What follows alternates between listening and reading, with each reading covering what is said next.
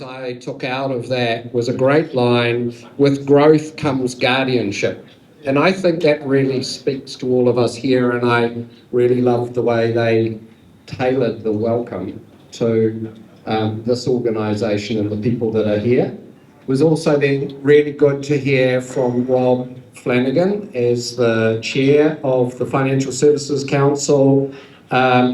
Some really rousing thoughts in there, calling on all of us to be leaders and delivering messages and being those guardians that Ngāti Whātua Ōrākei suggested to us. Kirk, also, you had a great presentation about preparing for tomorrow, hence the slogan, and my attempt to riff with, well, I think it's probably 90s music, was it? But anyway, it's close enough to the 80s. Nicola Willis, I have to say, no music at all really in her session, but it was great to hear that the tough times so many New Zealanders are going through, and despite those, there are causes for optimism. And I really heard her statement, which I wrote down at the time: no serious party can go into the next election without retirement savings policy. So big expectations from the government on that front. I also thought it was really interesting to hear from David Seymour, which I guess that's a big productivity lift, because he managed to get all his messages out in 8 minutes, some Q&A, and be off to the acting Prime Minister. I thought it was very interesting, particularly for the health insurers in the room, to hear his views about the massive changes that may need to occur in that sector. So I thought that was good. I heard him also calling out AML and climate-related disclosures as areas that he's concerned about regulation. But the funniest thing was his image of, what did he call it? Bounding spandex-clad retirees of Epsom. I don't live in Epsom, and I don't have any spandex. Got to. Samantha Barris, was really good to hear from her celebrating the KiwiSaver scheme's 18th birthday.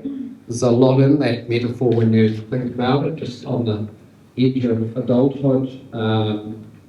But it is quite thought-provoking that 30% of working age scheme members are not contributing. So I found that great food for thought. It was interesting to hear her speak to the insurers in the room, and in particular about Kofi and the benefits of the strengthening sector. I got the message that might be more engagement coming. And if I could sing bad boys, what are you going to do? What are you going to do when they come for you? I would, but I can't, so I won't.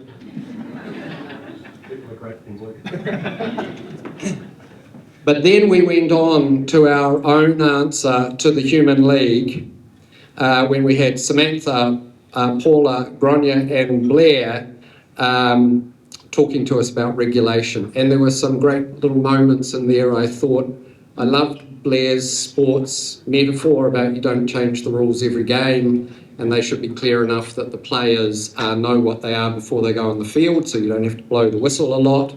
I really loved Paula's call out about the importance of trust with data and the industry working pragmatically together.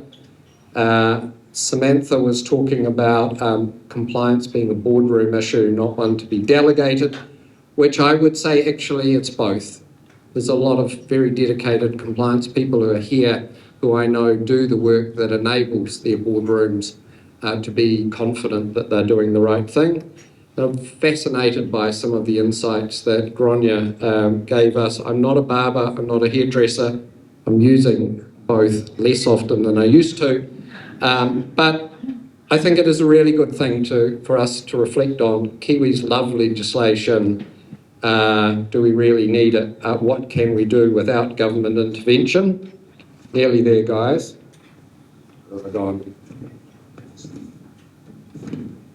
Oliver, wasn't he the star of the day in many ways?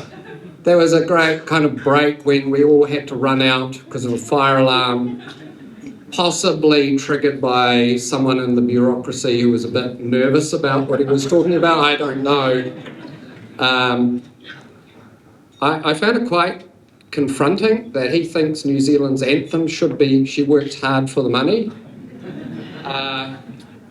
But he encouraged us to own our true colours and the changes that we can make to get closer to that peer group.